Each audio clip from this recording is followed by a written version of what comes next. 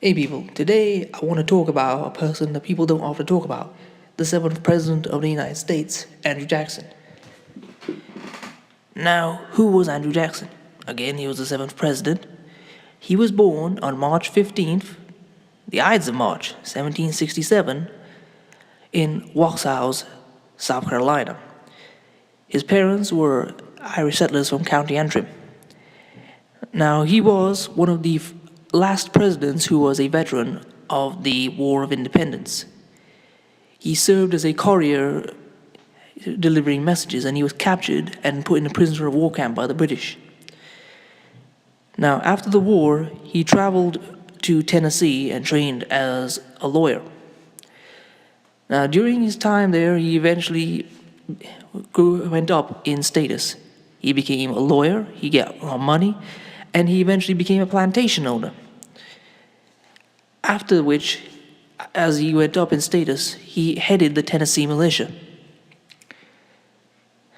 Then, he participated in the War of 1812. Now, the War of 1812 was the war with the British, in which the White House in Washington was captured. Now, during this war, his main achievements were his defeat of the Creek tribe in Alabama. He defeated them with the help of, I think, the Cherokee and other Indian tribes, and basically took huge chunks of territory off the Creek, which opened it up for white settlement. Then, at New Orleans, he defeated the British, which were at the time one of the most powerful armies in the world, and this was the achievement that cemented his reputation. So fast forward a few years later, I think around 1824, he wanted to run for president.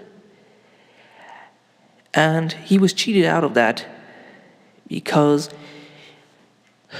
of election chicanery, where it was no one had a majority. So it went to the House of Representatives, and because of some corruption, it was passed over to John Adams. Now, I want to talk about his presidency. So while he was president, he was famous for a few things. First off, the Indian Removal Act. Now, he's the reason why there are no major tribes east of the Mississippi River. The Chickasaw, the Creek, the Cherokee, the Seminoles, and the Choctaw were earmarked for removal, and he passed a law called the Indian Removal Act, which was passed by one vote. Now, it went to the Supreme Court over whether it was constitutional, Worcester v. Georgia. And it was found it was unconstitutional, that the tribes were to be recognized as nations within America and to be treated as such, and they couldn't be forced into just trading their land. But Andrew Jackson famously said, "John Marshall has made his decision, now let him enforce it." Now this is for all of you who keep saying America's a nation of laws. The president himself just said, well, if they say that, if the law says something I don't agree with, I'm just not going to do it. Okay? And that was began the Trail of Tears. So, infamously, 15,000 Cherokees were forced out of their lands in, I think, Georgia and Alabama, and forced westward to Oklahoma. And around that trail, 5,000 of the 15 were killed, basically like a Holocaust on the Indians. And what were his other achievements? Well, he precipitated the Civil War. Now, there was a thing called the nullification crisis in South Carolina, where there was basically laws put in called tariffs. Now, was it a tariff? Again, it's just a tax put on things coming into the country to be sold. South Carolina brought up a key question. Are the states just part of a country, or are they countries in their own right and they have the freedom to do what they want? Now, Andrew Jackson said, if you try to secede, break away from the Union, I will invade. And that helped stop a secession with some negotiation as well. The other aspects of his presidency were the abolishing of the Bank of the United States. That was the central bank of America. And that for a long time left America without a central bank.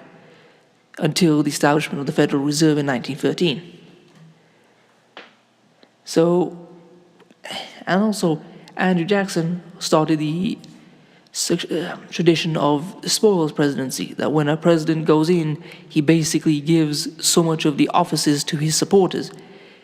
Politically, he believed in states' rights, what we call states' rights, that the rights of the states should be respected, and that the president and the federal government should rule very little except where the minimum is required. And he was seen as a populist, someone who was a man of the people, although he could be described as a racist because of his owning of slaves and support of slavery, obviously, and his Holocaust against the Native Americans. Now, these are just a few things that you can, to give you some basic knowledge of him.